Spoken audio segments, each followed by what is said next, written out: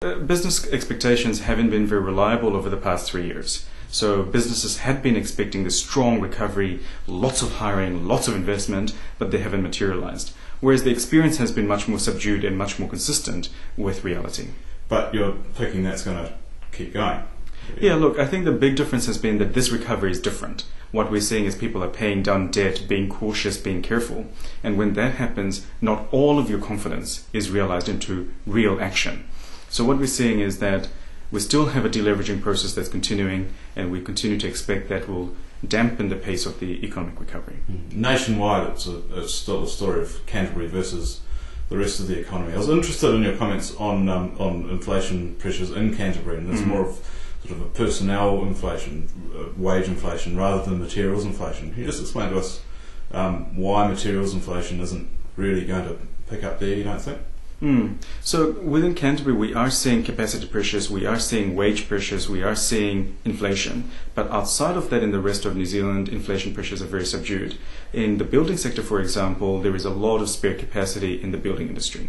So that means building material prices are unlikely to rise because firms are going to find it hard to pass on cost increases.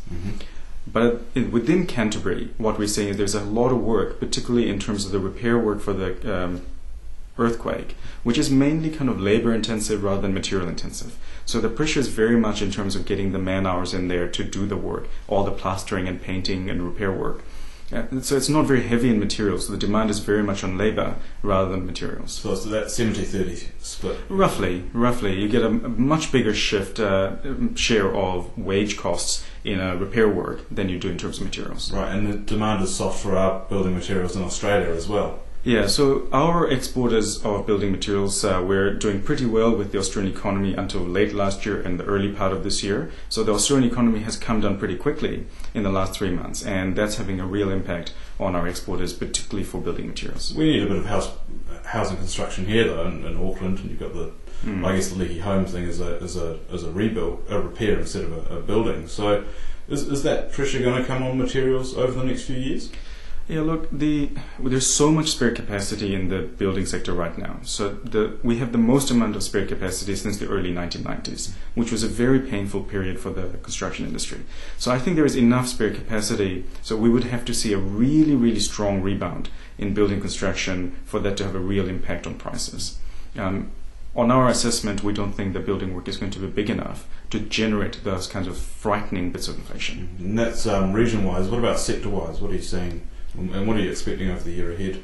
Yeah, look, over the year ahead, things still feel pretty flat. So we still have a retail sector that's kind of bumbling along. Services still gradually improving, which is quite encouraging. Oil and manufacturing, domestic sales are falling away while exports are resilient. And in the building industry, we've got this kind of tug of war where Canterbury is going to pick up at some point, but the rest of New Zealand, on average, is still pretty subdued. And with your OCR pick, you mentioned it could be even later than what you were picking, mid-2013. Yeah. Look, based on domestic factors, we think the earliest the Reserve Bank can raise interest rates in the middle of next year.